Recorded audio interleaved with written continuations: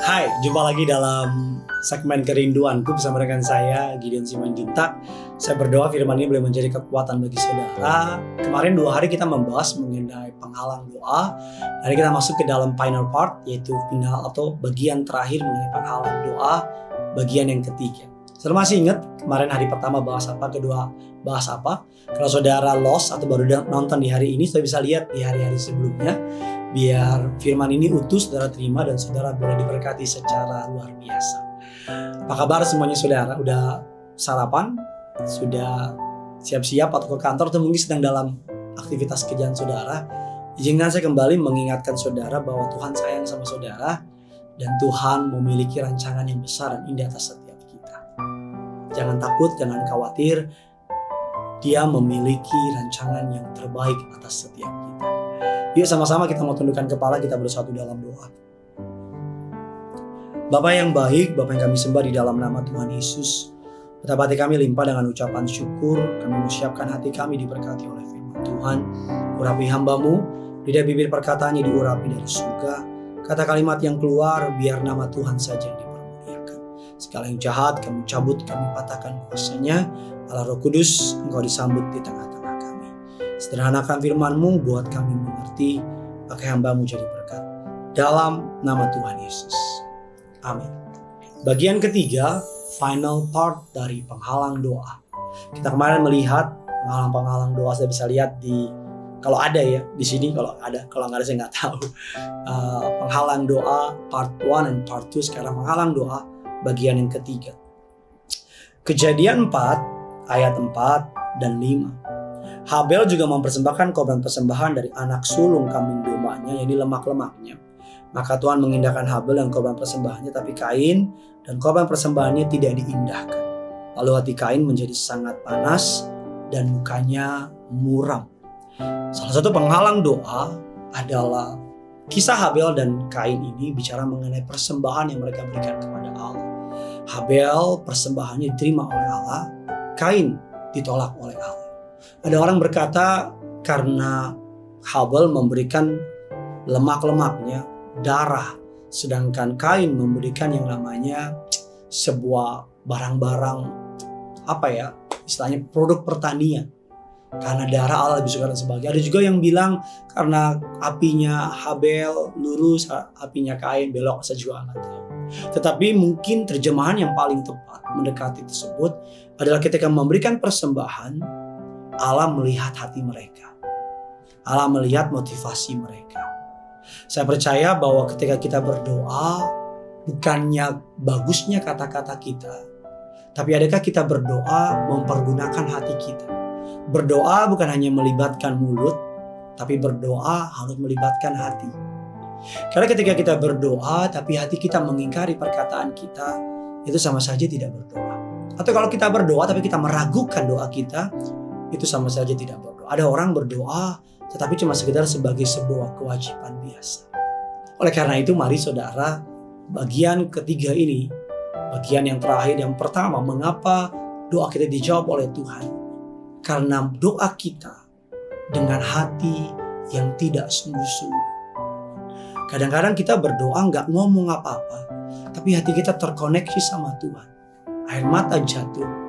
Saya percaya Tuhan lebih menghargai doa seperti itu daripada doa orang yang pinter teologi, ngutip ayat, ngomongnya rapi, kalimatnya bagus, tetapi hatinya gak dilibatkan di sana. Mari kita berdoa pakai hati kita.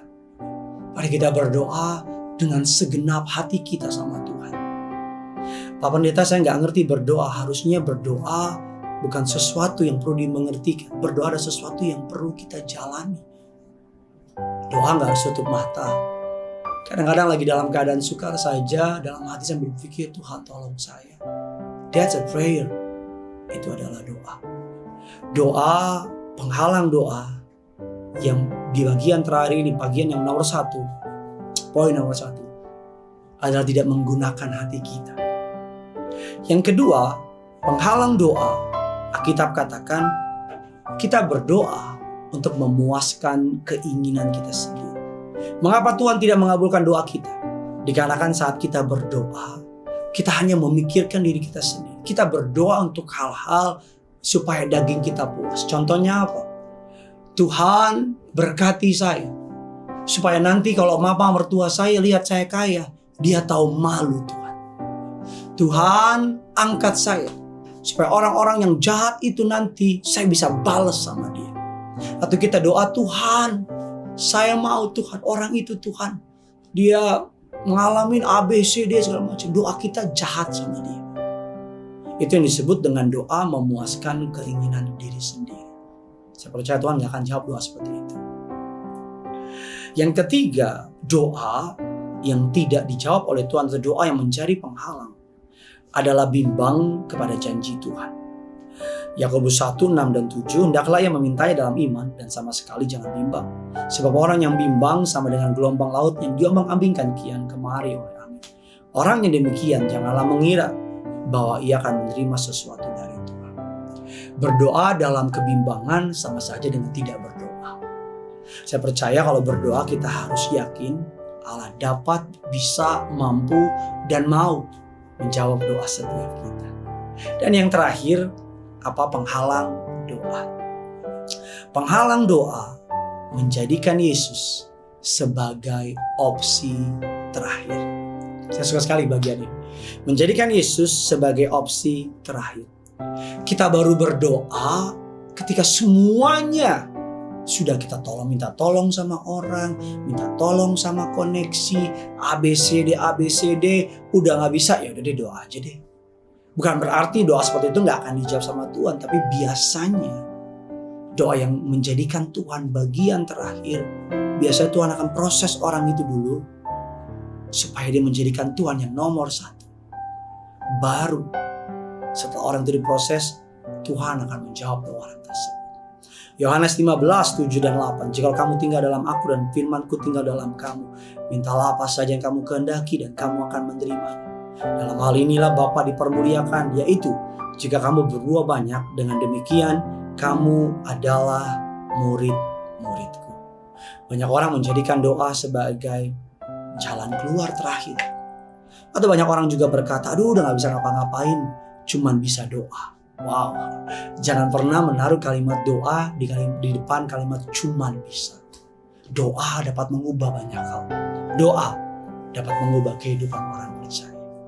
Saya berdoa agar penghalang doa ini, seri khotbah mengenai penghalang doa ini, boleh menjadi kekuatan bagi saudara. Bagikan kabar baik ini kepada orang-orang di sekitar saudara, biar bukan saudara yang diberkati, tapi orang-orang di luar sana juga diberkati. Tulis kolom komentar di bawah bagaimana firman ini memberkati saudara. Karena yang punya surga sangat mengasihi saudara. Crazy in love with you. Mari sama-sama kita mau menyembah Tuhan. Ku cari wajah-Mu, temukan kasih-Mu. Kau bukan Tuhan yang jauh dariku.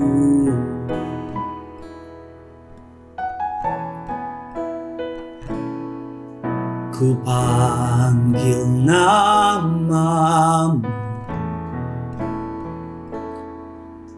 ku dengar jawab-Mu. Kau Tuhan yang selalu dengar seruan hatiku.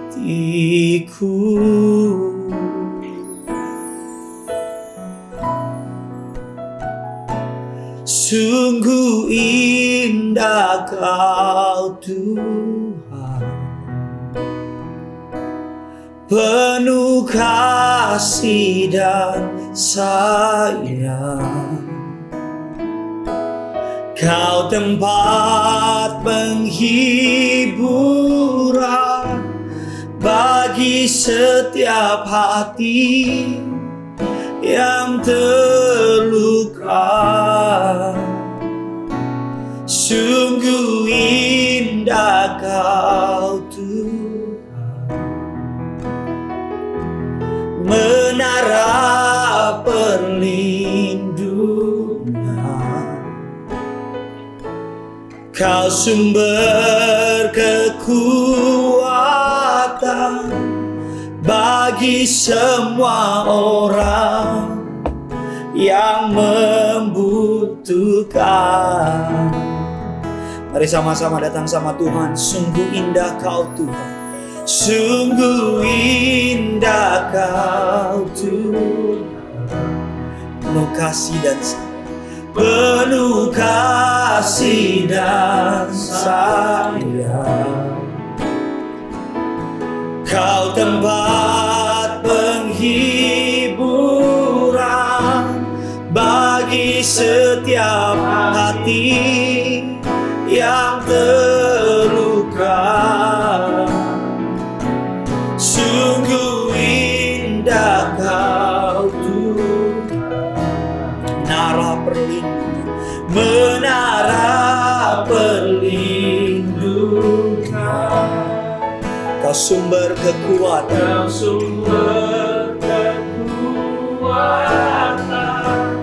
bagi semua orang yang